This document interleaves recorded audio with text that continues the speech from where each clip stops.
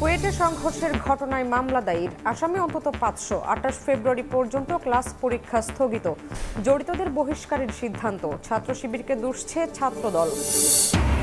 নিজেদের স্বার্থে রাজনীতিতে ফ্যাসিস্টদের জায়গা দেওয়ার চেষ্টা মানবে না বিএনপি। সরকারি সুবিধায় দল গোছানোর অভিযোগ মির্জা ফখরুলের, নিরপেক্ষ না হলে লাগবে নতুন সরকার। কোনো দলের লেজুর বৃত্তি করবে না নতুন ছাত্র সংগঠন, জানালেন বৈষম্য বিরোধী আন্দোলনের সমন্বয়করা। ছাত্র সংসদ নির্বাচন সহ রাজনীতি নিয়ে বিরূপ ধারণা পরিবর্তনের লক্ষ্য। একাদশ নির্বাচনে বিতর্কিত ভূমিকা, নতুন করে ওএসডি হলেন রিটার্নিং কর্মকর্তার দায়িত্ব পালনকারী 33 জেলা প্রশাসক। জনপ্রশাসন মন্ত্রণালয়ের প্রজ্ঞাপন জারি।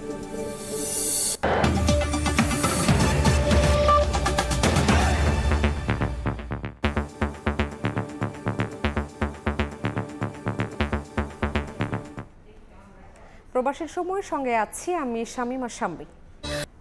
খুলনা প্রকৌশল ও প্রযুক্তি বিশ্ববিদ্যালয়ের শিক্ষার্থীদের উপর হামলার ঘটনায় অজ্ঞাত 400 থেকে 500 জনকে আসামি করে মামলা দায়ের করা হয়েছে। বুধবার রাতে কুয়েটের নিরাপত্তা পরিদর্শক মনিরুজ্জামান লিটন বাদী হয়ে খান জাহান আলী থানায় মামলা দায়ের করেন। তদন্ত করে মামলার আসামিদের শনাক্ত করে আইনানুগ ব্যবস্থা গ্রহণের কথা জানিয়েছে পুলিশ।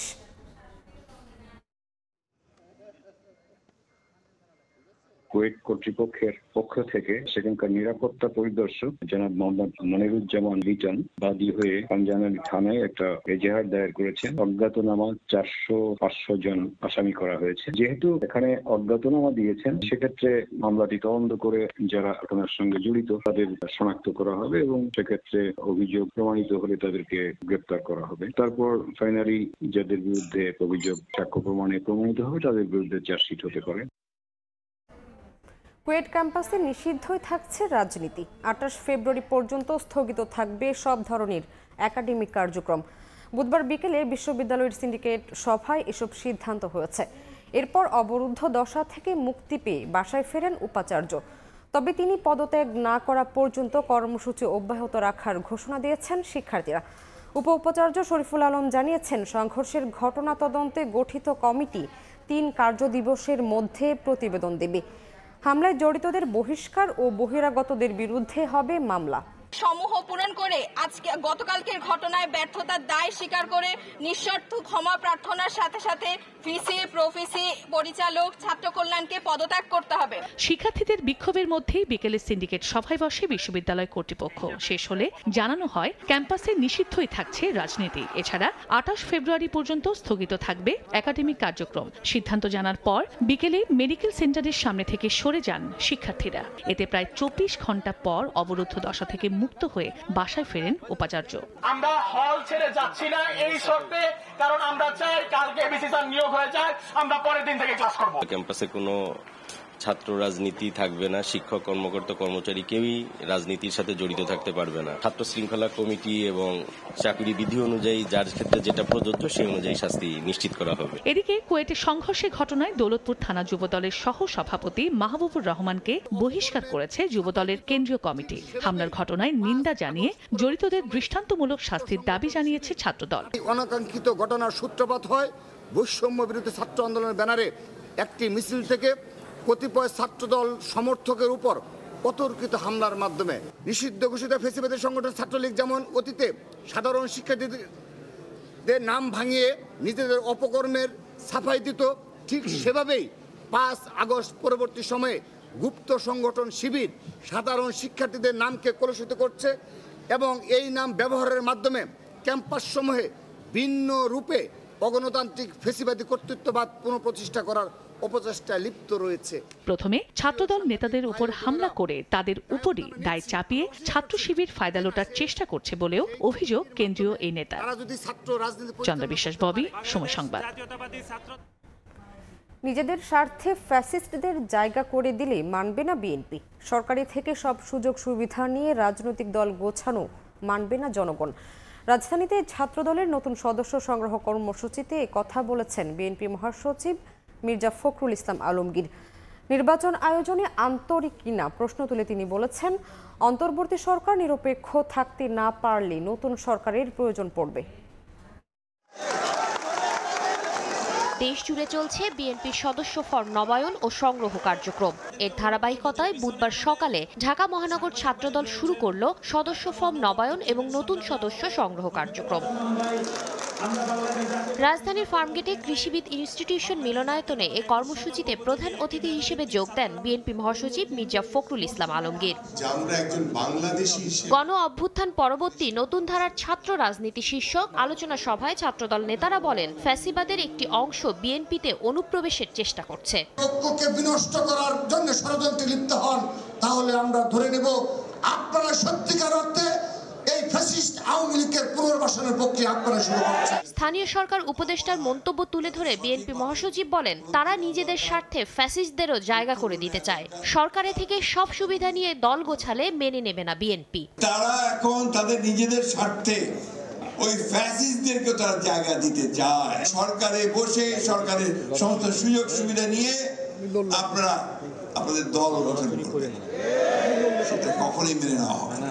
নির্বাচন আয়োজনে সরকার আন্তরিক কিনা এমন প্রশ্ন তুলে মির্জা ফখরুল বলেন, অন্তর্বর্তী সরকার নিরপেক্ষ না থাকতে পারলে নতুন সরকারের প্রয়োজন পড়বে। সেই সন্দেহটা হচ্ছে যে আদৌ নির্বাচনটা এরা আন্তরিক কিনা। এই অন্তর্বর্তী সরকারের কেউ নিরপেক্ষতা হারায়, তাহলে আরেকটি নিরপেক্ষ সরকারের প্রয়োজন হবে।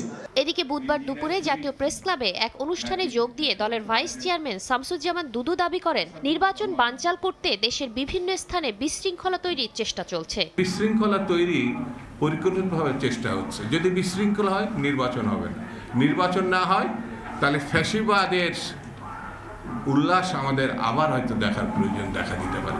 বিশৃঙ্খলা বন্ধ করে দ্রুত নির্বাচনের আহ্বান জানান বিএনপির নেতা। মুক্তিযোদ্ধা দলের নেতা সাথীরা শারমিন, সময় সংবাদ, ঢাকা। ফ্যাসিবাদীদের নির্বাচন করার সুযোগ নেই। গণহত্যার দায়ে আওয়ামী লীগকে শুধু বিচারিক প্রক্রিয়ায় নিষিদ্ধ নয়, আদর্শিক ও রাজনৈতিকভাবে নির্মূল করা হবে বলে জানিয়েছেন স্থানীয় সরকার উপদেষ্টা আসিফ মাহমুদ সজীব ভুঁইয়া। বুধবার সকালে আদমজী ক্যান্টনমেন্ট কলেজে তারুণ্যের উৎসবে তিনি বলেন, কুয়েটে হামলায় জড়িতদের আইনের আওতায় আনা হবে। জুলাই আগস্টে ছাত্র ও জনতার আন্দোলন, আসে তারুণ্যের জয়। বুধবার সকালে আদমজী ক্যান্টনমেন্ট কলেজে আয়োজন করা হয় তারুণ্যের উৎসব।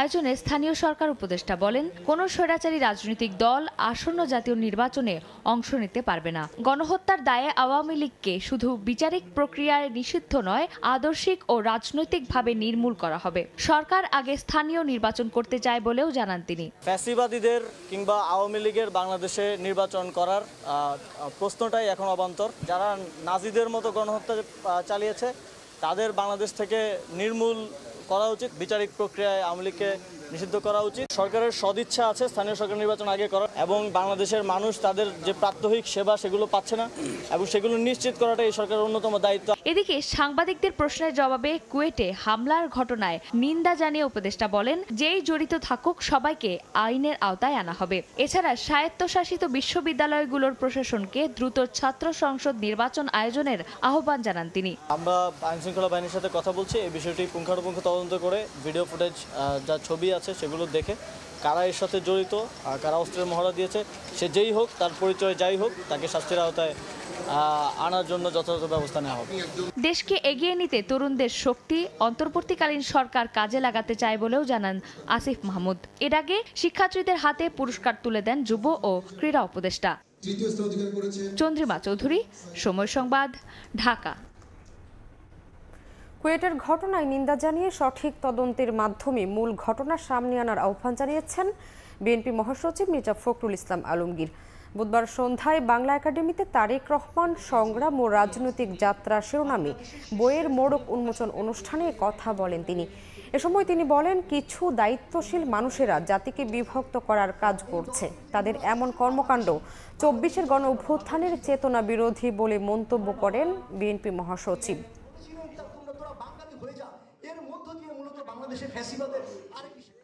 এই যে মিডিয়া কেউ কেউ চেষ্টা করছেন দেশে অস্থিরতা এবং একটা, আমি সোজা কথা বলি, এনার্জি তৈরি করার, একটা নৈরাজ্য সৃষ্টি করবার। খুলনায় যে ঘটনা ঘটেছে, আমি অত্যন্ত দুঃখজনক ঘটনা, আমি এতে নিন্দা জানাই, এবং সেই সঙ্গে এটাও আমি প্রত্যাশা করি যে সুষ্ঠু তদন্ত করে দেখা দরকার যে কারা এগুলো ঘটিয়েছে। গণতন্ত্রের কথা বলবেন অথচ আমার মত প্রচার করতে গেলে আপনি সেখানে আটকাবেন। আর তারা তাদের মতামতকে তখন তারা শক্তি প্রয়োগ করবে এবং একটা শিশুকে পর্যন্ত তারা বেদম প্রয়োগ করতে এতটুকু দ্বিধাবোধ করবে না। এই ধরনের মানসিকতা নিয়ে কিন্তু কখনোই বড় কিছু মহৎ কিছু করা যাবে না। নতুন রাজনৈতিক দলের আগেই আসতে যাচ্ছে ছাত্র সংগঠন। আগামী সপ্তাহে ঢাকা বিশ্ববিদ্যালয়ের মধুর ক্যান্টিন থেকে আত্মপ্রকাশ করতে পারে ছাত্র সংগঠনটি, যার নেতৃত্বে থাকছে বৈষম্য বিরোধী ছাত্র আন্দোলনের পরিচিত সমন্বয়করা। শিক্ষার্থীরা বলছেন, লেজুর ভিত্তিক সংগঠনের দায় এড়াতে মূল দলের আগে আসছে ছাত্র সংগঠন। মধ্যপন্থী ও অন্তর্ভুক্তিমূলক রাজনীতি প্রতিষ্ঠার লক্ষ্যের কথা বলছেন ছাত্র সংগঠনের উদ্যোক্তা আব্দুল কাদের। হাসান ওয়ালির প্রতিবেদন। বেশ কিছুদিন যাবতীয় আলোচনার কেন্দ্রে গণ অভ্যুত্থানের নেতৃত্ব দেওয়া শিক্ষার্থীদের নতুন রাজনৈতিক দল চলতি মাসে যার ঘোষণা আসবে বলে নিশ্চিত করেছে বৈষম্য বিরোধী ছাত্র আন্দোলন এবং নতুন রাজনৈতিক বন্দোবস্তে গঠিত নাগরিক কমিটি। কিন্তু এর আগেই আত্মপ্রকাশ ঘটছে ছাত্র সংগঠনের। প্রাথমিকভাবে বৃহস্পতিবার আত্মপ্রকাশের দিনক্ষণ ঠিক থাকলেও কিছুটা পিছিয়ে আগামী সপ্তাহের শুরুতে আসতে পারে ঘোষণা। ঢাকা বিশ্ববিদ্যালয়ের মধুর ক্যান্টিন থেকে শুরু হতে পারে পথ চলা। জানা গেছে, জুলাই গণ অভ্যুত্থানের নেতৃত্ব দিয়ে আলোচনায় আসা সমন্বয়ক আবু বকর মজুমদার এবং দপ্তর সেলের সম্পাদক জাহিদ আহসান আসতে পারেন ছাত্র সংগঠনের গুরুত্বপূর্ণ পদে। সমন্বয়ক আবুল কাদের পেতে পারেন ঢাকা বিশ্ববিদ্যালয় ইউনিটের দায়িত্ব। এছাড়া সমন্বয়ক রিফাত রশিদ, হাসিব আল ইসলাম সহ অন্যান্যদের দেখা যেতে পারে নতুন এই ছাত্র সংগঠনের বিভিন্ন দায়িত্বে। সেক্ষেত্রে বৈষম্য বিরোধী ছাত্র আন্দোলনেও আসতে পারে নতুন নেতৃত্ব। জুলাই গণ অভ্যুত্থান বিষয়ক সেল প্রধান হাসান ইনাম পেতে পারেন প্রধানের দায়িত্ব। এছাড়াও সরাসরি রাজনীতি করতে আগ্রহী নন এমন শিক্ষার্থীরা থাকবেন বৈষম্য বিরোধী ছাত্র আন্দোলনে। কিভাবে কাজ করবেন? সমন্বয়ক আব্দুল কাদের বলছেন, ছাত্র রাজনীতি সম্পর্কে শিক্ষার্থীদের বিরূপ ধারণা পরিবর্তন করতে চান তারা। কোনো ব্যক্তি মাদার পার্টি দ্বারা আপনার নির্বাচিত হয় তখন ছাত্রদের দিকেও তার কোনো দায়বদ্ধ জায়গা থাকে না। ছাত্ররা যে ফরম্যাটটা আছে, যে কাঠামোটা আছে, সেটাকে আমাদের পরিবর্তন আনতে হবে। কেন? এটা শিক্ষার্থীদের কনসার্ন। তারা চায় না হলে এবং একাডেমিক এরিয়া রাজনীতি ঢুকে গিয়ে, রাজনৈতিক কার্যক্রম, রাজনৈতিক কাঠামো ঢুকে গিয়ে আবার হচ্ছে দাসত্বের শৃঙ্খলা সেখানে ফিরে আসুক। বৈষম্য বিরোধী ছাত্র আন্দোলনের সদস্য সচিব আরিফ সোহেল বলছেন, ঐক্যবদ্ধ সিদ্ধান্তের ভিত্তিতে গঠিত হতে যাচ্ছে নতুন ছাত্র সংগঠন। উদীয়মান যে সকল ছাত্র নেতারা আছেন, যারা গণ অভ্যুত্থানে গুরুত্বপূর্ণ ভূমিকা পালন করেছেন, তাদের নেতৃত্বে একটা ছাত্র সংগঠন তৈরি হচ্ছে। এই ছাত্র সংগঠনটি খুবই গুরুত্বপূর্ণ যে ফিচার, সেটা হচ্ছে এটা লেজুর ভিত্তিহীন।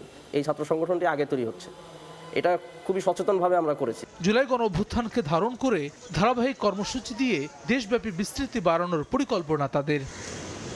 হাসান ওয়ালি, সময় সংবাদ, ঢাকা। বিএনপি চেয়ারপারসন বেগম খালেদা জিয়া সহ 8 জনকে নাইকো দুর্নীতি মামলা থেকে খালাস দিয়েছেন আদালত। বুধবার দুপুরে ঢাকার বিশেষ জজ আদালত 4-এর বিচারক এই রায় ঘোষণা করেন। রায়ের প্রতিক্রিয়ায় খালেদা জিয়ার আইনজীবীরা বলেন, রাজনৈতিক হয়রানি ও সম্মানহানি করতে এই মামলা করা হয়েছিল। দুর্নীতিবাজ প্রমাণ করে বেগম খালেদা জিয়াকে নিজের সমকক্ষ করে তুলতে চেয়েছিলেন শেখ হাসিনা। বিস্তারিত আমান নবীর প্রতিবেদনে। কানাডার কোম্পানি নাইকোর 3টি গ্যাস ক্ষেত্র পরিত্যক্ত দেখিয়ে চুক্তির মাধ্যমে রাষ্ট্রের 13,777 কোটি টাকার আর্থিক ক্ষতিসাধন ও দুর্নীতির অভিযোগে 2007 সালে বেগম খালেদা জিয়া সহ 5 জনের বিরুদ্ধে তেজগাঁও থানায় মামলা করে দুদকের 68 জন সাক্ষীর মধ্যে আদালতে সাক্ষ্য দিয়েছেন 39 জন। তবে কেউই আসামিদের বিরুদ্ধে সাক্ষ্য দেননি বলে জানান আইনজীবীরা। রয়্যাল কানাডিয়ান মাউন্টেড পুলিশ 2 জন সদস্য এসেছিল, তারা কিন্তু বেগম জিয়ার বিরুদ্ধে কোনো অভিযোগ করেন নাই। এই মামলার যিনি বাদী ছিলেন মাহবুবুল ইসলাম, তিনিও তার জবানবন্দির মধ্যে শেখ হাসিনার বিরুদ্ধে সাক্ষ্য দিয়েছেন। সর্বশেষ এই মামলার যিনি তদন্তকারী কর্মকর্তা সাইদুর রহমান, তিনিও যে সাক্ষ্য দিয়েছেন সেই সাক্ষীর মধ্যে পরিষ্কার করে বলছে যে বেগম খালেদা জিয়া কোনো সারসংক্ষেপ অনুমোদন দেন নাই। নাইকো চুক্তিটা করেছে শেখ হাসিনা, অপরাধ তার উপরে। আর ম্যাডাম খালেদা সাকসেসিভ গভর্নমেন্টের প্রাইম মিনিস্টার, তার কোনো অপরাধী এখানে ছিল না। একটা মিথ্যা মামলা একটা স্বৈরাচার সরকার জন্ম দিয়েছিল। আজকে আদালতের রায়ের মধ্যে সেই মামলা মিথ্যা হিসেবে তার জবনিকাপাত হলো। রায়ের পর বেগম জিয়ার আইনজীবীরা বলেন, রাজনৈতিক হয়রানি এবং সম্মানহানি করতেই এ মামলা দায়ের করা হয়েছিল। দুর্নীতিবাজ প্রমাণ করে বেগম খালেদা জিয়াকে নিজের সমকক্ষ করে তুলতে চেয়েছিলেন শেখ হাসিনা। এই মামলাটি শুধুমাত্র শেখ হাসিনার দুর্নীতিকে ব্যালেন্স করার জন্য, তার সমকক্ষ করার জন্য আমাদের দেশনেত্রী বেগম খালেদা জিয়া অত্যন্ত জনপ্রিয় নেত্রী, তাকে মেলাইন করার জন্য রাজনৈতিকভাবে সামাজিকভাবে রাষ্ট্রীয়ভাবে তাকে মেলাইন করার জন্য তাকে মিথ্যা মামলা দিয়েছে। শেখ হাসিনা সহ দুদকের তৎকালীন কর্মকর্তাদের বিচারের আওতায় আনা সহ বেগম খালেদা জিয়ার সম্মানহানির জন্য ক্ষতিপূরণের দাবি জানান আইনজীবীরা। উপযুক্ত ক্ষতিপূরণ দিয়ে তাকে সম্মানিত করবার জন্য। আমান নবী, সময় সংবাদ, ঢাকা। একই দিন একই অভিযোগে দুইজনের বিরুদ্ধে মামলা হলেও ক্ষমতায় থাকাকালে হাইকোর্টে বাতিল হয় শেখ হাসিনার মামলা, অথচ 17 বছর ধরে আদালতের বারান্দায় ঘুরতে হয় বেগম জিয়াকে। নাইকো মামলায় খালাসের পর বিএনপি নেত্রীর আইনজীবীরা বলেন, বেগম খালেদা জিয়া ও বিএনপির গায়ে কালিমা লাগাতেই নিজের মামলা প্রত্যাহার করে নাইকো মামলা চালিয়ে গেছেন শেখ হাসিনা। আফজাল হোসেনের রিপোর্ট। সেনা সমর্থিত তত্ত্বাবধায়ক সরকারের আমলে একই দিনে নাইকো মামলা হয় আওয়ামী লীগ সভাপতি শেখ হাসিনা ও বিএনপি চেয়ারপারসন বেগম খালেদা জিয়ার বিরুদ্ধে। দুই নেত্রীর বিরুদ্ধেই অভিযোগ কানাডীয় কোম্পানি নাইকোর সঙ্গে অস্বচ্ছ চুক্তি করে রাষ্ট্রের প্রায় 13,777 কোটি টাকা ক্ষতি করার। 2009 সালে আওয়ামী লীগ ক্ষমতায় আসলে হাইকোর্টে বাতিল হয় শেখ হাসিনার মামলাটি। সে সময় হাইকোর্ট রায়ে বলেন, শেখ হাসিনাকে হয়রানি করতেই মামলাটি করা হয়েছিল। প্রশ্ন হচ্ছে, একই অভিযোগে মামলা, শেখ হাসিনারটা 14 বছর আগে বাতিল হলো, বেগম জিয়ার ক্ষেত্রে ভিন্ন হলো কেন? বিএনপি নেত্রীর আইনজীবীরা বলছেন, বেগম জিয়া ও বিএনপির গায়ে কালিমা লাগাতেই নিজের মামলা প্রত্যাহার করে নাইকো মামলা চালিয়ে গেছেন শেখ হাসিনা। এক্ষেত্রে ব্যবহার করা হয় দুদককে। দেশ ছিল একটা, শেখ হাসিনা ওয়াজেদের পার্লামেন্ট ছিল রাবার স্ট্যাম্প। ঠিক আদালতকেও ডিকটেট করে বেগম খালেদা জিয়াকে যেন রাজনৈতিকভাবে হয়রানি করা যায় এবং বিএনপির নামে যেন কালিমা লেপন করা যায়, তার জন্য শেখ হাসিনা ওয়াজেদ আদালতকে ব্যবহার করতেন এবং দুর্নীতি দমন কমিশনকে ব্যবহার করতেন। এদিন বিএনপি নেত্রীর সঙ্গে অবিচারে জড়িতদের কাছ থেকে প্রতীকী ক্ষতিপূরণ চেয়েছেন এক আইনজীবী। প্রধান বিচারপতির আদালতে ওই আইনজীবী বলেছেন, সাবেক প্রধানমন্ত্রী হিসেবে নয়, একজন নারী হিসেবে মূল্যায়ন করলেও তার সঙ্গে যা করা হয়েছে তা প্রকারান্তরে অবিচার। আদালতের দায়িত্ব ছিল একটা প্রতীকী ক্ষতিপূরণ, যে একটা রাষ্ট্র একজন নাগরিককে, উনি বিএনপির চেয়ারপারসন, সেটা রেলেভেন্ট না। রেলেভেন্ট হলো যে একজন নাগরিককে নিগৃহীত করা হয়েছে, রাষ্ট্রের দুর্বৃত্তায়নের শিকার হয়েছেন এবং বিচার বিভাগের সীমাহীন অন্যায় শিকার হয়েছেন। সুতরাং উনি ওনার কেসে যদি একটা প্রতীকী ক্ষতিপূরণ দেওয়া হতো অথবা ভবিষ্যতে দেওয়া হয়, তাহলে বাংলাদেশের ভবিষ্যতের জন্য অনেক ভালো হবে। বুধবার নাইকো মামলায় খালাসের মধ্য দিয়ে দুর্নীতির 5 মামলা থেকেই আইনি লড়াইয়ে মুক্ত হলেন বিএনপি চেয়ারপারসন বেগম খালেদা জিয়া। আফজাল হোসেন, সময় সংবাদ, ঢাকা। 2018 সালের জাতীয় সংসদ নির্বাচনে রিটার্নিং কর্মকর্তার দায়িত্বে থাকা 33 জন সাবেক জেলা প্রশাসককে বিশেষ ভারপ্রাপ্ত কর্মকর্তা ও এসডি করা হয়েছে। বুধবার এ সংক্রান্ত পৃথক প্রজ্ঞাপন জারি করেছে জনপ্রশাসন মন্ত্রণালয়। এসব কর্মকর্তাদের জনপ্রশাসন মন্ত্রণালয়ের বিশেষ ভারপ্রাপ্ত কর্মকর্তা হিসেবে ন্যস্ত করা হয়েছে। এই কর্মকর্তারা যুগ্ম সচিব পদে বিভিন্ন মন্ত্রণালয় ও বিভাগে কর্মরত ছিলেন।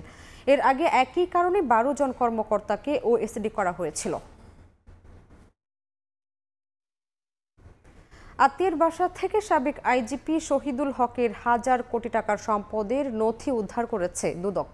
অভিযানে 12 কোটি টাকার এফডিআর, জমির দলিল, গোপন চুক্তিসহ 48টি আলামত পেয়েছে সংস্থাটি। এদিকে ক্ষমতায় থাকাকালে 11 কোটি টাকার অবৈধ সম্পদ অর্জন ও 6 কোটি টাকার সন্দেহজনক লেনদেনের অভিযোগে সাবেক গৃহায়ন ও গণপূর্ত মন্ত্রী সম রেজাউল করিমের বিরুদ্ধে 2টি মামলা করেছে দুদক। জুলাই আগস্ট হত্যাকাণ্ডের মামলায় গ্রেফতার হওয়া সাবেক আইজিপি শহীদুল হকের অবৈধ সম্পদের অনুসন্ধান করছে দুদক। অবৈধ সম্পদ অর্জনের নথিপত্র নিকটাত্মীয়র বাসায় রাখার গোয়েন্দা তথ্যে মঙ্গলবার রাতভর অভিযান চালায় সংস্থাটি। বুধবার সংবাদ সম্মেলনে দুদক জানায়, ধানমন্ডিতে শহীদুল হকের বাসায় কিছু না পেলেও মিরপুরে তার আত্মীয়র বাসা থেকে 12 কোটি টাকার এফডিআর সহ 1000 কোটি টাকার স্থাবর অস্থাবর সম্পদের 2 বস্তা নথিপত্র উদ্ধার করা হয়। বস্তায় যে তথ্যাদি এবং দলিলাদি পাওয়া গেছে সেগুলি আমাদের অনুসন্ধান কাজে সহায়ক হবে। সেই কারণে এই রেকর্ডপত্রগুলো এবং মূল্যবান দলিলপত্রগুলো জব্দ তালিকার মাধ্যমে এগুলি আমাদের কর্মকর্তারা তাদের হেফাজতে নিয়েছেন।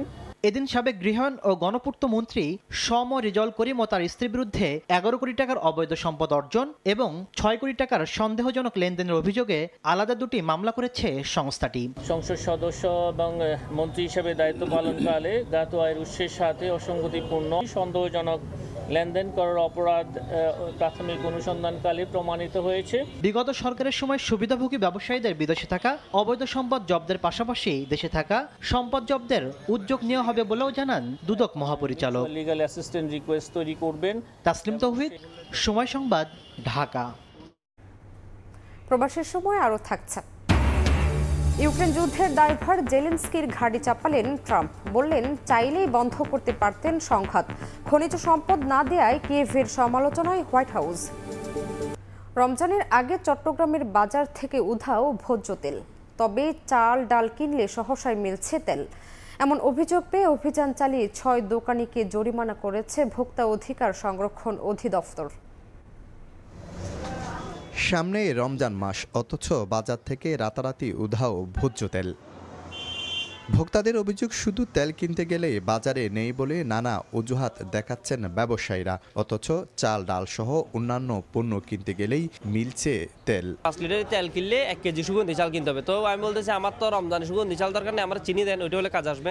তুমি বলতেছে ভাই কোম্পানি এটা করে রাখছে, এখন আমাদের কিছু করার নাই। তবে তেলের এই কারসাজির পেছনে ডিলারদের উপর দোষ চাপালেন দোকানিরা। 20 কার্টন দরকার হয়, ও 1 কার্টন 2 কার্টন দিয়ে দেয় এরকম। তারপরে গেটিস নিতে হয়, চালের গুঁড়ি নিতে হবে, এই নিতে হবে, সেই নিতে হবে। 1 বস্তা নিতে এত বড় মুড়ির ড্রাম একটা নিতে হইব, সোলের বস্তা একটা নিতে হইব। এদিকে তেলের কৃত্রিম সংকট রোধে বুধবার সকালে নগরীর কাজী দেউরি বাজারে অভিযান চালায় জাতীয় ভোক্তা অধিকার সংরক্ষণ অধিদপ্তর। এ সময় বোতলে লেখা মূল্য মুছে দেয়া ও তেল গুদামে মজুত রাখা সহ নানা অভিযোগে 2 দোকানিকে 14,000 টাকা জরিমানা করা হয়। একটা খুচরা দোকানে 650 লিটার তেল আছে।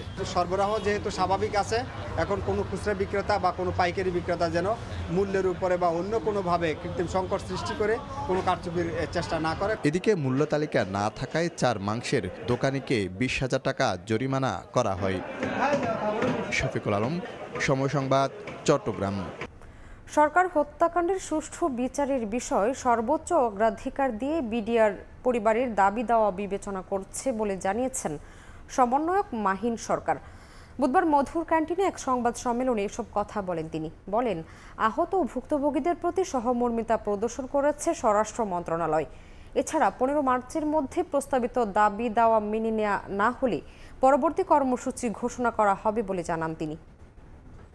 যারা বিডিআর সদস্য এবং বিডিআর এর যারা ক্ষতিগ্রস্ত পরিবারের সদস্য, তাদের প্রত্যেকটি কথা, প্রত্যেকটি পয়েন্ট তিনি হৃদয়ঙ্গম করেছেন এবং তিনি সর্বোচ্চ আশ্বাসটুকু আমাদেরকে দিয়েছেন যে এইখানে যারা ইনজাস্টিসের শিকার হয়েছেন তাদের সরকারের তরফ থেকে যতটুকু করা যায় তিনি তার সর্বোচ্চটুকু করবেন এবং তিনি বিশেষত গুরুত্ব দিয়েছেন কমিশনের প্রতি যেন স্বাধীনভাবে কাজ করতে পারে। 3 দিনের কুয়েত সফর শেষে দেশে ফিরেছেন সেনাবাহিনী প্রধান জেনারেল ওয়াকারুজ্জামানের নেতৃত্বে 5 সদস্যের একটি প্রতিনিধি দল। বৃহস্পতিবার এক সংবাদ বিজ্ঞপ্তিতে বিষয়টি নিশ্চিত করেছে আন্তঃবাহিনীর জনসংযোগ পরিদপ্তর। আইএসপিআর জানায়, সফরকালে কুয়েত সশস্ত্র বাহিনীর ভারপ্রাপ্ত chief of staff major general pilot Sabah Jaber Al Mahmoud Al Sabah, প্রতিরক্ষা মন্ত্রণালয়ের সচিব ও দেশটির ন্যাশনাল গার্ডের সচিবের সঙ্গে সৌজন্য সাক্ষাৎ করেন সেনাপ্রধান। এ সময় 2 দেশের সেনাবাহিনীর মধ্যে পারস্পরিক সম্পর্ক উন্নয়ন এবং দ্বিপক্ষীয় সহযোগিতার বিভিন্ন বিষয়ে ফলপ্রসূ আলোচনা হয়।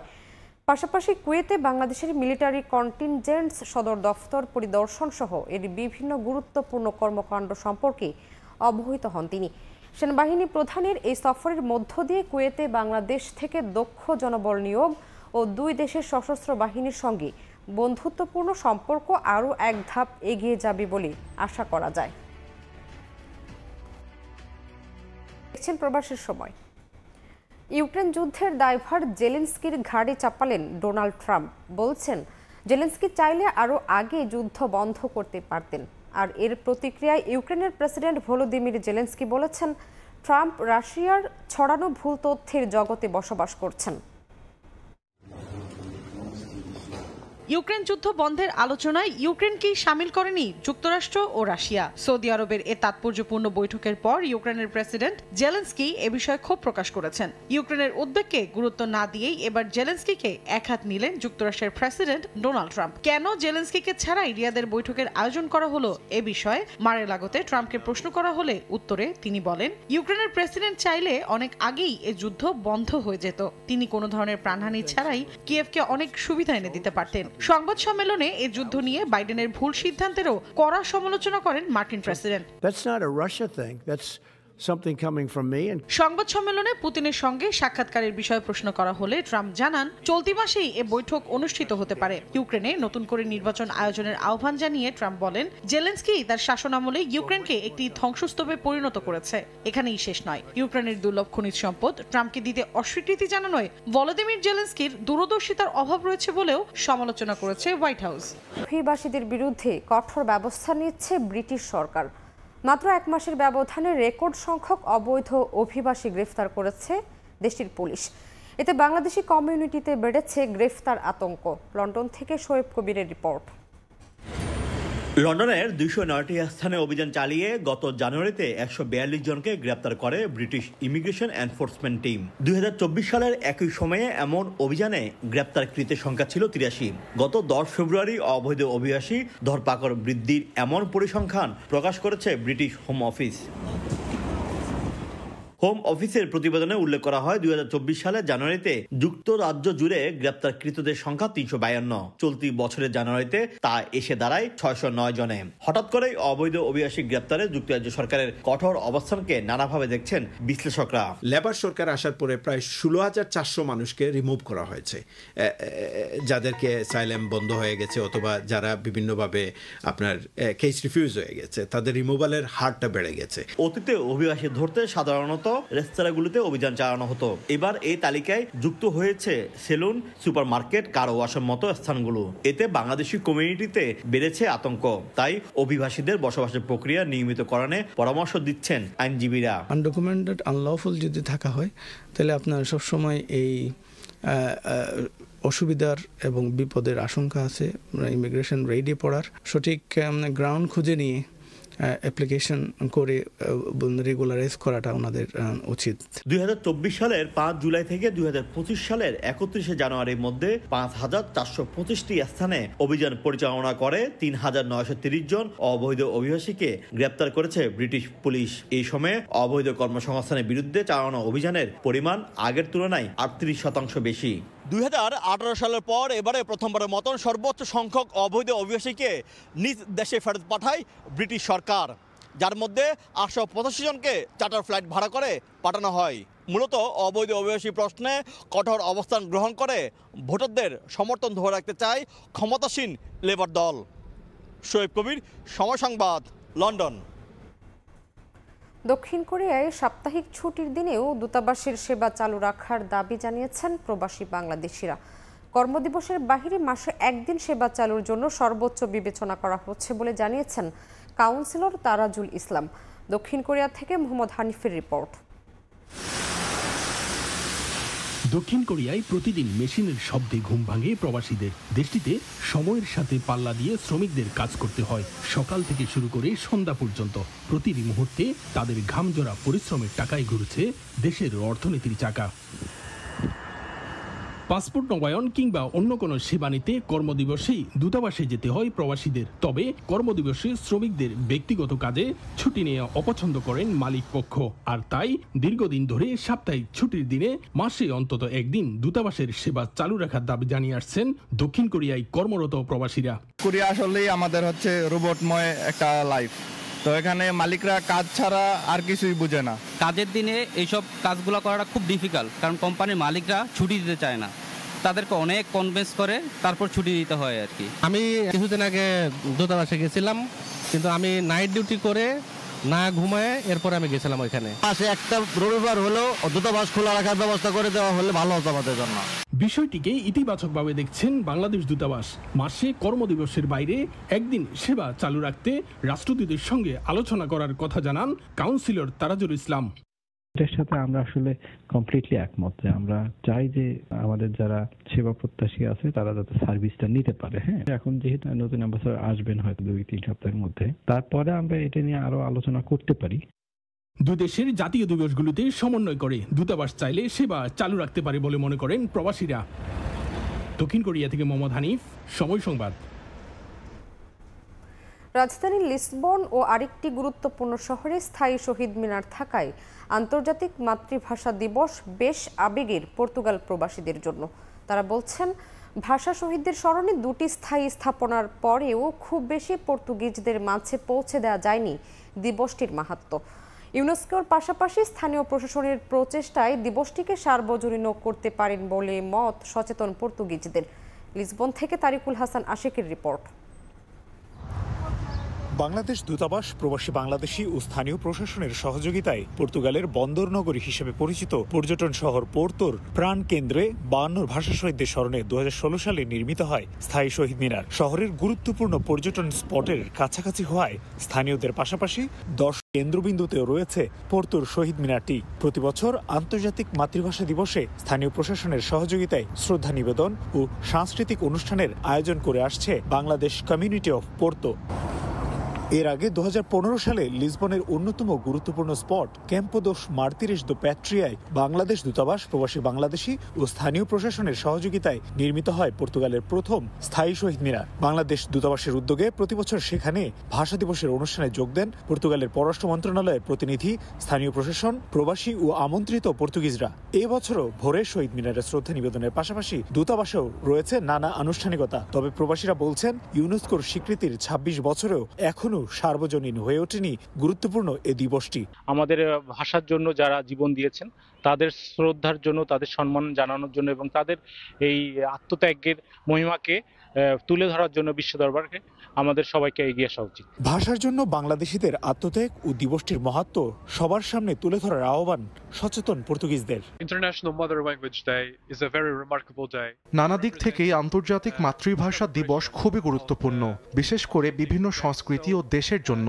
নিজের ভাষায় কথা বলার অধিকার নিশ্চিতের দাবিতে বাঙালির জীবন দেওয়ার ঘটনা অবশ্যই সবার স্মরণ করা উচিত। এখনো অনেক পর্তুগিজ এই দিনটি সম্পর্কে জানেন না, কিন্তু যেহেতু বাংলাদেশের মতো এশিয়ার অন্যান্য দেশগুলো থেকে অভিবাসী বাড়ছে, আমরাও চাই পর্তুগাল একটি মাল্টিকালচারাল দেশ হয়ে উঠুক। সেজন্য স্থানীয় মিউনিসিপ্যালিটির পাশাপাশি ইউনেস্কোর মতো বেসরকারি সংস্থাগুলো এই দিনটির সার্বজনীনতা বাড়াতে ভূমিকা রাখতে পারে।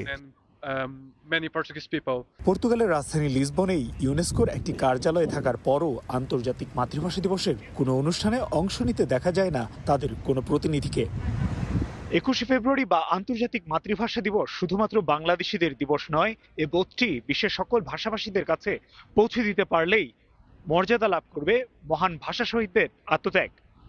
সেই সাথে প্রত্যেকের নিজের ভাষায় কথা বলার অধিকার নিশ্চিতের পাশাপাশি ক্ষুদ্র বা বিলুপ্তপ্রায় বিভিন্ন ভাষা রক্ষায়ও গুরুত্বপূর্ণ ভূমিকা রাখতে পারে এই আন্তর্জাতিক মাতৃভাষা দিবস, এমনটাই মনে করেন ভাষাবিজ্ঞানীরা। তারিকুল হাসান আশিক, সময় সংবাদ, লিসবন, পর্তুগাল। দুবাইয়ের গালফ ফুড মেলার দ্বিতীয় দিনে বাংলাদেশ প্যাভিলিয়নে দর্শনার্থীদের উপচে পড়া ভিড়। গতবারের তুলনায় এবারে লক্ষ্যমাত্রা ছাড়িয়ে যাবে বলে আশা অংশগ্রহণকারীদের। বাংলাদেশি ভোগ্যপণ্য বিশ্ববাজারে তুলে ধরতে এই মেলাকে অন্যতম সুযোগ হিসেবে দেখছেন তারা। শিবলি আল সাদিকের রিপোর্ট। 30 বছরের পুরনো দুবাইয়ের গালফ ফুড মেলায় 2009 সাল থেকে বাংলাদেশ অংশ নিয়ে আসছে। বাংলাদেশের নতুন শিল্প প্রতিষ্ঠান সহ অসংখ্য উদ্যোক্তা এই মেলায় অংশ নেন। সেই ধারাবাহিকতায় দেশীয় ভোগ্যপণ্যের প্রতিষ্ঠানগুলো প্রতিযোগিতায় নেমেছে আন্তর্জাতিক বাজার দখলের। আগে যেখানে মাত্র 10-12টি প্রতিষ্ঠান মেলায় অংশ নিত, সেখানে এবার 41টি প্রতিষ্ঠান আন্তর্জাতিক বাজারে নিজেদের সক্ষমতা তুলে ধরতে অংশ নিয়েছে। এই ফেস্টিভ্যালের মাধ্যমে সারা বাংলাদেশের মধ্যে, সারা বিশ্বের মধ্যে আমাদের যে পণ্য আছে, আমরা এই পণ্য পরিচিত হতে পারছি। বেঙ্গল টি এর পাশাপাশি আমরা আরও একটি ব্র্যান্ড এখানে হয়তো চালু করব, এবং এটি যেহেতু একই দিকে আমরা প্রায় 30টারও বেশি দেশে আমাদের বর্তমানে বেঙ্গল টি যাচ্ছে, আমরা চেষ্টা করব যে এর সংখ্যা আরও বেশি বৃদ্ধি পাবে এবং একই সাথে চায়ের গুণগত মান, আপনার এনভায়রনমেন্ট ফ্রেন্ডলি প্রোডাকশন দিয়ে এটি যাতে ওয়ার্ল্ড ক্লাস টিয়ের দিকে নেওয়া যায় সেই প্রচেষ্টা আমাদের থাকবে। মেলায় অংশ নেওয়া বাংলাদেশি প্রতিষ্ঠানগুলোর পক্ষ থেকে জানানো হয়, দ্বিতীয় দিনে এসে বাংলাদেশি পণ্যের গুণগত মান দেখে ক্রেতাদের প্রচুর আগ্রহ তৈরি হয়েছে, সেই সঙ্গে ক্রয়াদেশ বাড়ছে। গেল বছর যেখানে $107 মিলিয়ন বাণিজ্য হয়েছিল, এবারের দ্বিগুণ বাণিজ্য হতে পারে বলে ধারণা করছেন অংশ নেওয়া প্রতিষ্ঠানগুলো। বাংলাদেশের স্বনামধন্য সিটি গ্রুপ চা সহ নতুন নতুন পণ্য মেলায় নিয়ে এসে ক্রেতা আকর্ষণে চমক দেখিয়েছে। এই ট্রেন্ডসটা দিন দিন বাড়বে, কারণ আমি মনে করি যে আমাদের নিজেদের যে ডায়াসপোরা আছে দেশে, আমরা বাংলাদেশিরা যদি বাংলাদেশি প্রোডাক্ট বিভিন্ন সুপারমার্কেট থেকে কিনতে থাকি, তাহলে এটার ডিমান্ড দিন দিন বাড়তেই থাকবে। সংশ্লিষ্টদের দাবি, বাংলাদেশ থেকে ভোগ্যপণ্য প্রস্তুতকারী প্রতিষ্ঠানের প্রতিনিধিদের মেলায় অংশ নেওয়ার জন্য দুবাই নিয়ে আসতে ভিসা জটিলতার সম্মুখীন হতে হয়েছে। এদিকে আমিরাতে নিযুক্ত রাষ্ট্রদূত তারেক আহমেদ বলেন, বিশ্ববাজারে দেশের অবস্থান সুসংহত করতে আমিরাতের মতো দেশকে ব্যবহার করতে হলে নানা অনিয়ম থেকে প্রবাসী বাংলাদেশিদের বেরিয়ে আসতে হবে। শিবলি আল সাদিক, সময় সংবাদ, সংযুক্ত আরব আমিরাত। ইতালিতে নবযাত্রার বর্ষপূর্তি উদযাপন করেছে বাংলাদেশ বিমান এয়ারলাইন্স। স্থানীয় সময় সোমবার রাতে বিমানের ঊর্ধ্বতন কর্মকর্তাদের উপস্থিতিতে রোমের একটি 5 তারকা হোটেলে অনুষ্ঠানের আয়োজন করা হয়। এতে উপস্থিত ছিলেন ইতালিতে নিযুক্ত বাংলাদেশের রাষ্ট্রদূত রকিবুল হক সহ বিমানের বিভিন্ন পর্যায়ের কর্মকর্তারা। এ সময় ঢাকা রোম রুটে বিমান লাভের মুখ দেখছে বলে জানান সংশ্লিষ্টরা। তবে সূচি বিপর্যয় এবং সেবার মান নিয়ে প্রশ্ন তোলেন প্রবাসীরা। অনুষ্ঠানে বিমানের সর্বোচ্চ টিকিট বিক্রেতা ট্রাভেল এজেন্সিগুলোকে ক্রেস্ট প্রদান করা হয়। সেনজেন কান্ট্রি হিসাবে আপনারা জানেন যে অন্য সিটি থেকেও কিন্তু তারা এসে রোম থেকে ঢাকাতে যাইতে পারে। তো সেক্ষেত্রে আমাদের এই জিনিসটাকে আরো ব্যাপক প্রচারণা করতে হবে এবং আরো বেশি কস্ট ইফেক্টিভ করতে হবে। বাংলাদেশ বিমান সরাসরি ফ্লাইট পরিচালনার কারণে প্রবাসীরা সহজেই ভ্রমণ করতে পারেন। বাংলাদেশিরা বিমানে ভ্রমণ করে খুবই খুশি। আমরা সেবার মান আরো বাড়াবো।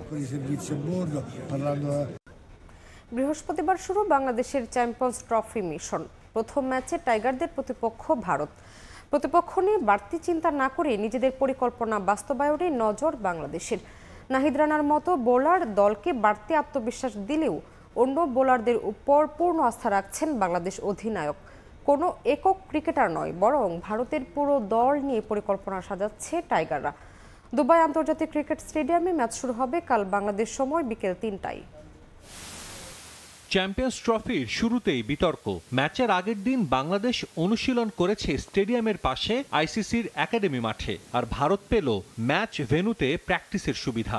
বাংলাদেশ উইকেট দেখারও সুযোগ পায়নি, সেখানে ভারতের জন্য মূল মাঠের 3টি উইকেট উন্মুক্ত করে দেয়া হয়। অবশ্য এই রীতি নতুন নয়, আইসিসি ইভেন্টে বরাবরই সুবিধা পেয়ে আসছে team India. Bangladesh champions trophy শুরুটাই করছে টুর্নামেন্টের হট ফেভারিট ভারতের বিপক্ষে ম্যাচ দিয়ে। সাম্প্রতিক সময়ে যে ম্যাচ বেশ উত্তাপ ছড়ায়, যার আজ কিছুটা হলেও টের পাচ্ছেন বাংলাদেশ অধিনায়ক। যদিও বিগ ম্যাচের আগে ভয় ডর নয়, আত্মবিশ্বাসী টাইগার দলপতি। উইকেট যেরকম থাকবে ওই অনুযায়ী খেলা চেষ্টা করবো আমরা, বাট আমার মনে হয় যে স্পেশালি যারা ওপরের দিকে ব্যাটিং করে এদের লম্বা ইনিংস খেলাটা খুব ইম্পর্টেন্ট। যখন আমরা এই ওপরের শুরুটা ভালো করতে পারবো তখনই দেখা যাবে যে একটা বড় রান করা সম্ভব। যে কোনো ম্যাচের আগে চিরাচরিত এক প্রশ্ন, কেমন হবে বাংলাদেশের একাদশ? প্রতিপক্ষ ভারত বলেই কোনো পরীক্ষা নিরীক্ষা করছে না টিম ম্যানেজমেন্ট। প্রস্তুতি ম্যাচ না খেলা মাহমুদুল্লাহ এদিন মাঠে গেলেও অনুশীলন করেননি, তবে থাকবেন শুরুর একাদশে। ভারতের বোলিং আক্রমণ স্পিন নির্ভর হলেও বাংলাদেশ মাঠে নামবে 3 পেসার নিয়ে। প্লেয়াররা তাদের প্ল্যান কিভাবে এক্সিকিউট করবে এটা নিয়ে বেশি ফোকাস থাকে এবং মাঠে যত কাম থাকা যায় ওই জিনিসটা নিয়ে চিন্তা করে সবাই। দু দলের শেষ 5 ম্যাচে 3টায় জয় আছে বাংলাদেশের। অবশ্য এসব যে টিম ইন্ডিয়াকে খুব একটা ভাবাচ্ছে না তা সহজেই অনুমেয়। ম্যাচের আগে রোহিতের 20 মিনিটের সংবাদ সম্মেলনে বাংলাদেশ নিয়ে প্রশ্ন ছিল না একটাও। দুবাইয়ের উইকেট কিছুটা স্পিন বান্ধব, যার কারণে ভারতের স্কোয়াডে আছে 5 স্পিনার। কন্ডিশন বা উইকেটের আচরণ নিয়েও একেবারেই চিন্তিত নন রোহিত শর্মা। যে কোনো আইসিসি টুর্নামেন্ট আমাদের জন্য গুরুত্বপূর্ণ, তবে ট্রফি জিততে হলে অনেক পরিশ্রম করতে হবে। আমাদের লক্ষ্যটাও থাকবে সেদিকে। কন্ডিশন নিয়ে খুব একটা ভাবছি না, আবহাওয়া যেমনই হোক আমাদের মানিয়ে নেওয়ার সামর্থ্য আছে। ভারত চ্যাম্পিয়ন্স ট্রফির সবগুলো ম্যাচই খেলবে দুবাইয়ে, যে ভেন্যুতে কখনোই কোনো ওয়ানডে হারেনি রোহিত কোহলিরা। সাজিদ মুস্তাহিদ, সময় সংবাদ। এ পর্যায়ে শীর্ষ সংবাদগুলো জানিয়ে দিচ্ছি আরেকবার। কুয়েটে সংঘর্ষের ঘটনায় মামলা দায়ের, আসামি অন্তত 500। 28 ফেব্রুয়ারি পর্যন্ত ক্লাস পরীক্ষা স্থগিত, জড়িতদের বহিষ্কারের সিদ্ধান্ত। ছাত্র শিবিরকে দুষছে ছাত্রদল। নিজেদের স্বার্থে রাজনীতিতে ফ্যাসিস্টদের জায়গা দেওয়ার চেষ্টা মানবে না বিএনপি। সরকারি সুবিধায় দল গোছানোর অভিযোগ মির্জা ফখরুলের, নিরপেক্ষ না হলে লাগবে নতুন সরকার। একাদশ নির্বাচনে বিতর্কিত ভূমিকা, নতুন করে ওএসডি হলেন রিটার্নিং কর্মকর্তার দায়িত্ব পালনকারী 33 জেলা প্রশাসক। জনপ্রশাসন মন্ত্রণালয়ের প্রজ্ঞাপন জারি।